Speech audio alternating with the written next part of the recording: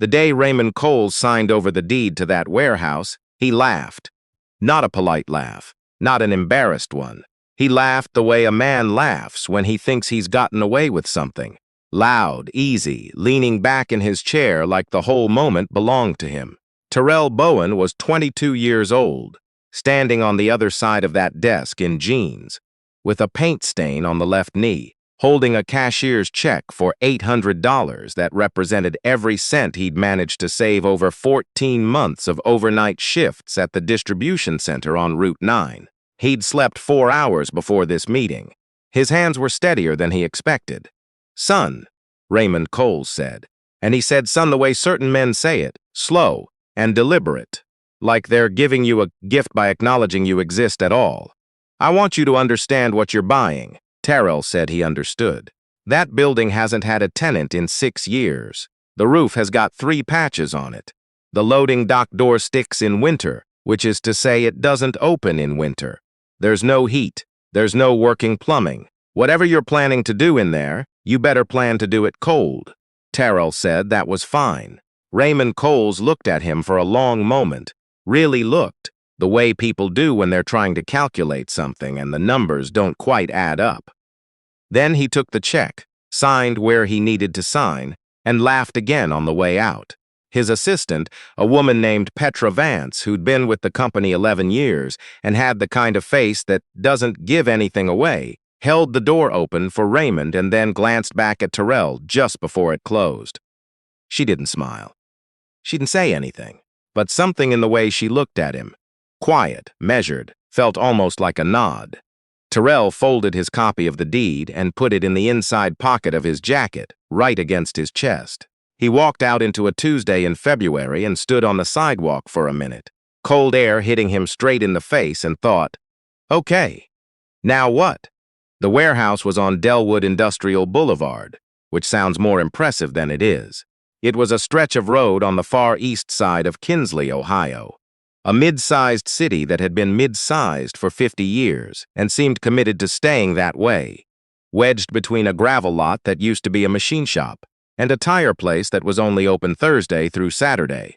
The building itself was about 4,000 square feet, concrete block exterior, corrugated metal roof, 2 small windows in the front that had been painted over from the inside at some point for reasons Terrell never figured out. It smelled like motor oil and old rain when he first walked through it alone with a flashlight. The floor was stained in a dozen different colors from whatever industries had occupied it before. A broken pallet sat in the corner like it had given up. A rusted-out metal shelf had collapsed against the back wall, its contents, a scattering of bolts, a cracked wooden mallet, something that might have been a drill bit, still spread across the concrete floor underneath it. Terrell stood in the middle of all that and breathed it in. He'd been thinking about furniture since he was 16 years old, when his grandmother, a woman named Loretta Bowen, who'd raised him since he was 9, pointed at a dining table she'd found at a yard sale and said, "Terrell, you think you could fix the leg on that?" He'd looked at it. It was a solid oak table, mid-century, with a turned leg that had cracked along the grain just above the foot. He'd gone to the library and found a book on wood joinery. He'd bought a bottle of wood glue and some sandpaper with his own money. 3 days later, that table was standing straight and clean in his grandmother's kitchen, and she'd run her hand along the surface and said, "Baby, you've got something." He'd been doing it on the side ever since, picking up broken pieces at estate sales and thrift stores, chairs with snapped spindles, cabinets with warped doors, side tables with water damage and lifted veneer. He'd fix them in the spare room at the back of Loretta's house, and then he'd sell them, first on Craigslist, then on Facebook Marketplace, then eventually on a small Etsy shop that he ran under the name Bowen Work. He didn't advertise it. He didn't have a logo. He just made things and put them up and people bought them. By the time he was 21, he was making roughly $1,400 a month off the side business. Enough to know it was real, not enough to quit his job at the distribution center. What he didn't have was space. The spare room at Loretta's was fine for small pieces, but he'd started turning down commissions, a full bedroom set, a custom dining table, a built-in bookcase for a woman in Kinsley Heights. because he simply didn't have room to work. Every time he turned something down, it cost him. Not just the money, something sharper than money. So he'd saved.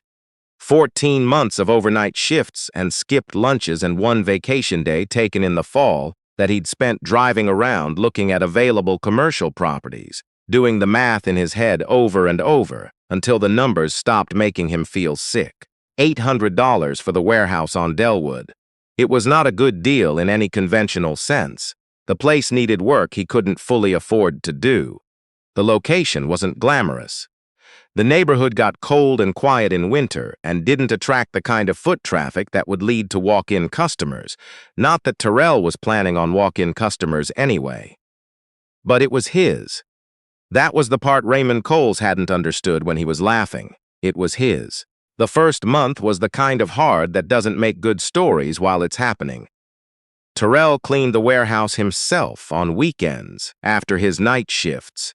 He borrowed a pressure washer from his cousin Calvin, who worked HVAC and had more equipment than any one person needed. He hauled out 3 truckloads of debris to the dumpster he rented for $65 a week.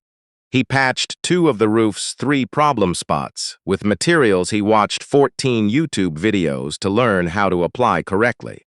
The 3rd spot, above the back corner near the collapsed shelving, he couldn't reach safely with the equipment he had, so he laid down a plastic tarp on the floor beneath it and worked around it.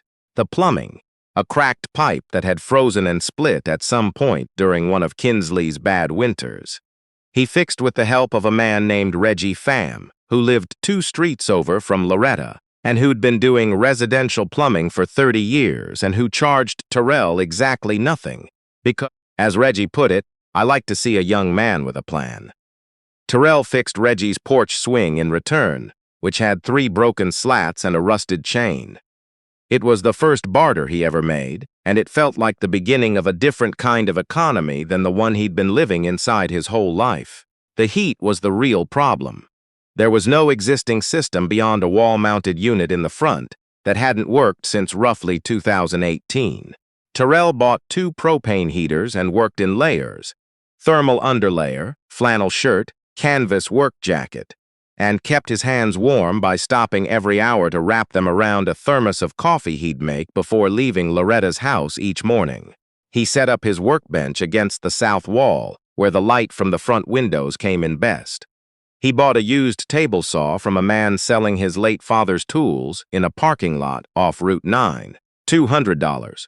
Plus, Terrell helped him carry the rest of the equipment to a storage unit. He already had his hand tools, his sanders, his clamps.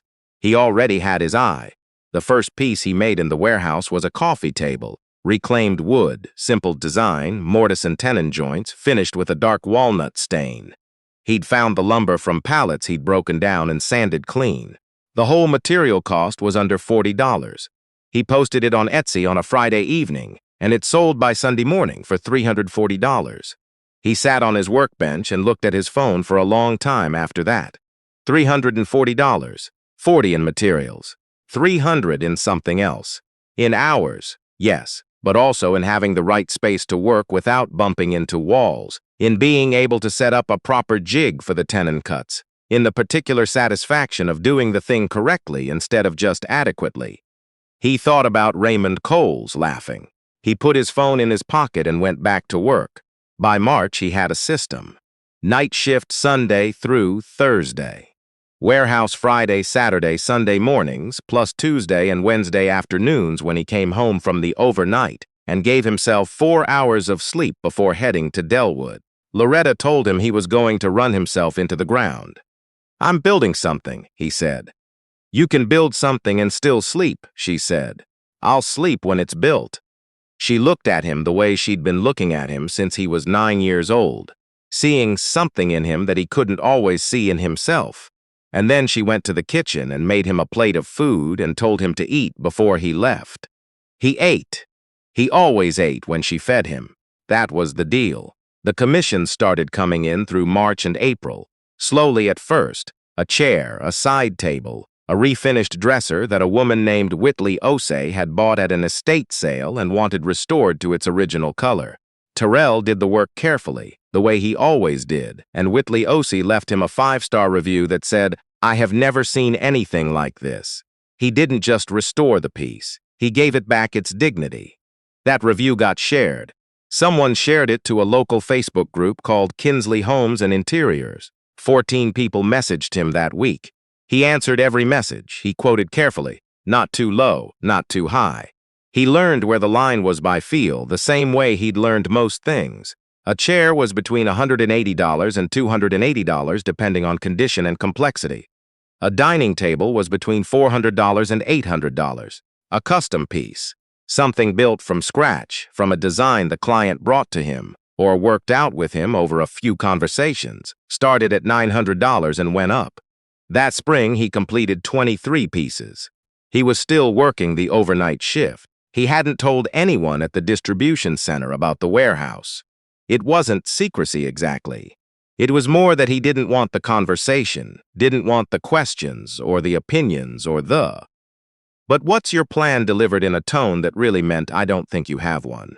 He'd heard that tone his whole life. He was done letting it take up space in his head. What he did instead was work. May brought a commission that changed things. A woman named Ingrid Sato contacted him through his Etsy shop with a photograph, a dining set, 8 chairs and a table. Mid-century walnut, estate sale find, beautiful bones but decades of damage. Water rings on the table surface, cracked joints on 4 of the chairs. One chair missing a back leg entirely, the repair clearly attempted and abandoned by a previous owner using what looked like wood glue and hope.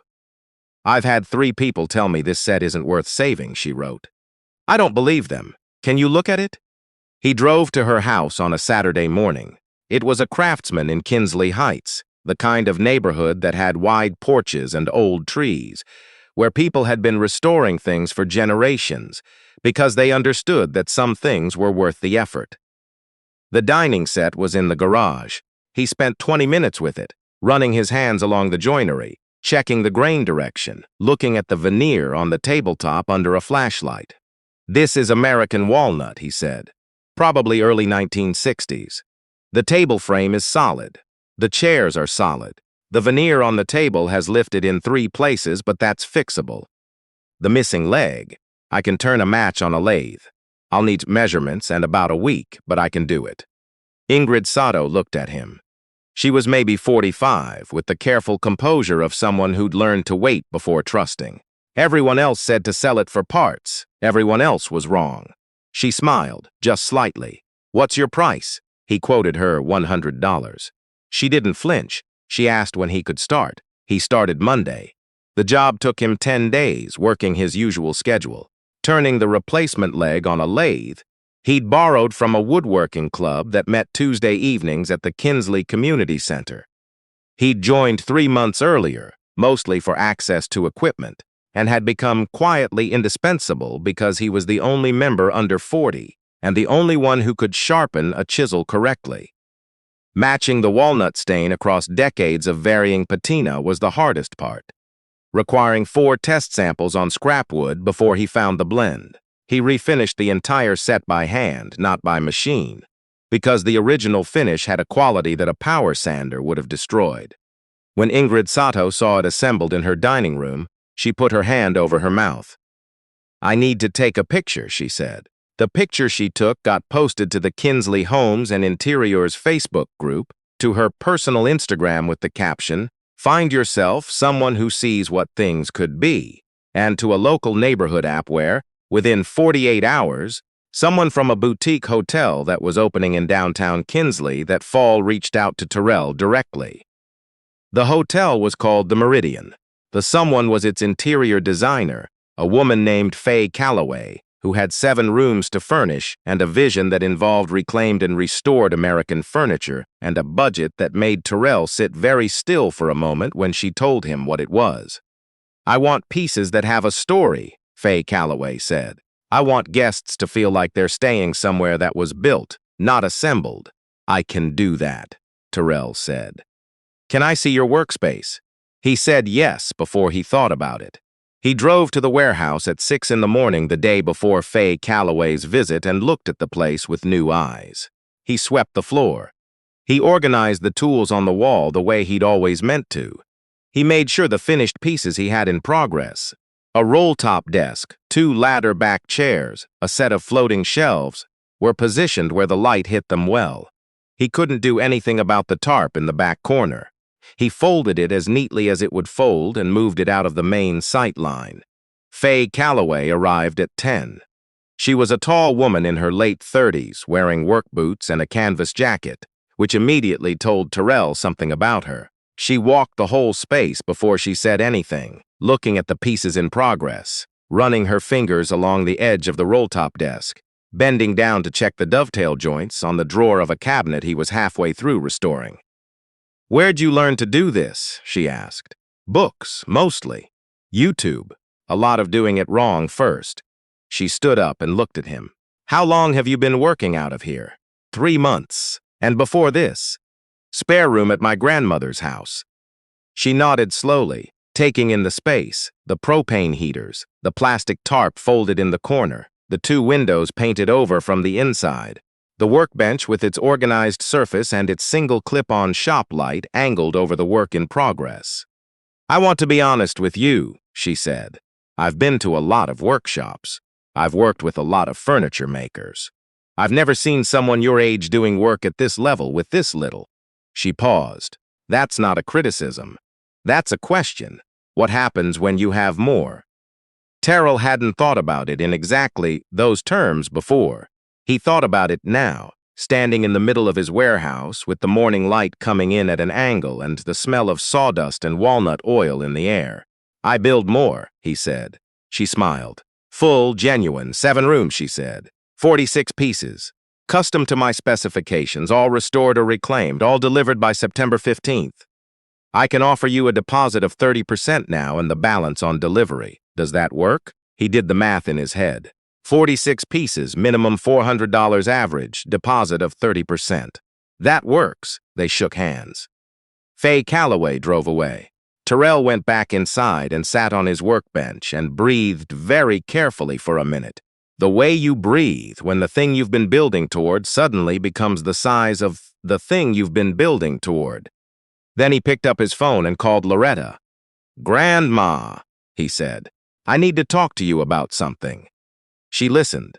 He told her the whole thing, the hotel, Faye Calloway, the 46 pieces, the deposit, the September deadline. When he finished, there was a pause on the line. "You're going to need help," she said.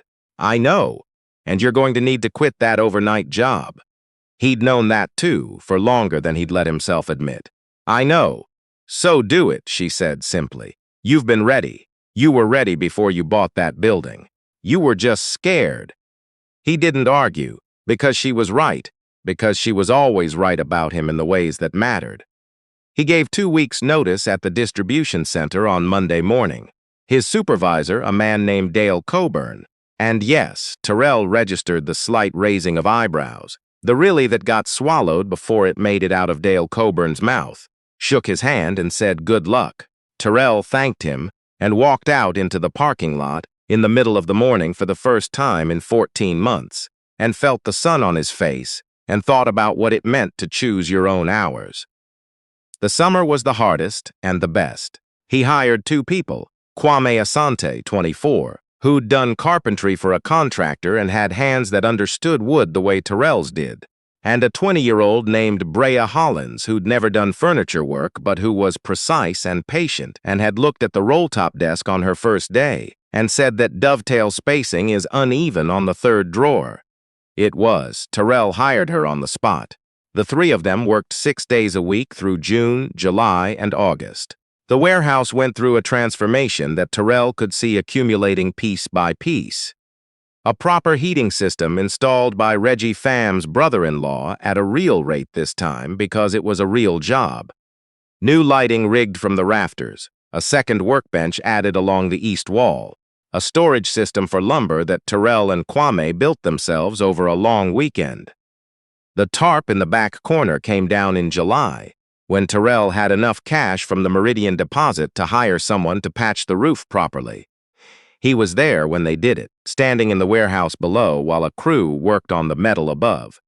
And he thought about the day he'd walked through this building for the first time, with a flashlight and a thermos and no certainty about anything, except that this was where he was supposed to be. They delivered 46 pieces to the Meridian on September 12th.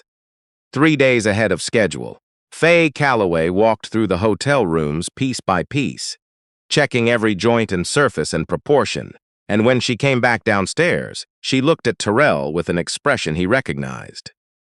It was the same expression Loretta had when she ran her hand across the dining table he'd fixed at 16, like the work said something that couldn't be said otherwise. "I'm going to recommend you," Faye said. "I have a contact at Claremont Interiors in Columbus, and another at a hotel group that's doing 3 properties in the region next year." Terrell nodded.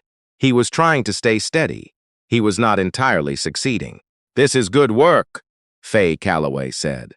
"You should be proud."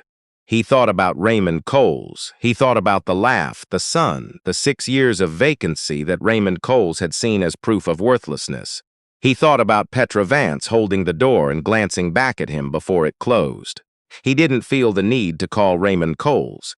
He didn't feel the need to make sure Raymond Coles knew. That particular satisfaction, the one that required an audience, wasn't the one he was after.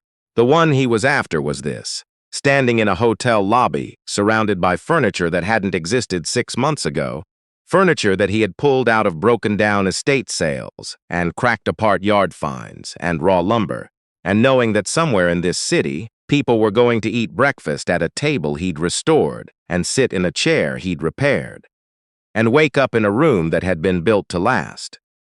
He was after the thing that didn't need anyone else in the room to be real. The call came in October, on a Tuesday afternoon when Terrell was in the warehouse running test cuts on a new commission. A blanket chest, white oak, for a family in Dublin who'd found his name through Faye Calloway's referral. It was Petra Vance. He didn't recognize the number. He almost didn't pick up. He picked, "Mr. Bowen," she said. "This is Petra Vance. I used to work for Raymond Coles Properties. I left the company in August." A pause. "I wanted to reach out because I saw the piece in the Kinsley Gazette about the Meridian, the profile they did on you in the warehouse." He hadn't expected a profile. A woman from the Gazette had come by in late September, after the Meridian's opening, wanting to talk to the maker, whose work was drawing comments from guests. He'd talked to her for an hour in the warehouse, while Kwame and Brea kept working in the background. The piece had run 2 weeks later on the front page of the local business section with a photograph of Terrell at his workbench, and a headline about a Kinsley craftsman and a reclaimed building. He hadn't sent it to anyone. He hadn't needed to. "I remember you," Terrell said. "I want you to know," Petra Vance said carefully, "that I thought you were going to do something when you walked out of that office. I didn't know what, but I thought something." He didn't know what to say, so he didn't say anything. "Mr. Coles sold 3 more properties last month," she said. "At a loss. The warehouse on Delwood is not one of them." Another pause, softer this time. "I just thought you should know that." "Thank you," Terrell said. "Good luck," she said. "Though I don't think you need it." She hung up. Terrell set his phone on the workbench and looked at the white oak he'd been cutting and thought about luck, what it was and what it wasn't. He'd had some. The Whitley Ossie review, the Ingrid Sato referral, Faye Calloway's contacts. Those were luck, or close to it. But luck only catches the things you've already put in the air. You have to put something in the air first. He picked up his square and measured the next cut. By the end of October, Bowen work had a waiting list. Not a long one, 6 commissions out, 4 weeks of lead time, but a waiting list, which is a different thing from a full schedule. A waiting list means people will wait for you. People will decide you are worth waiting for.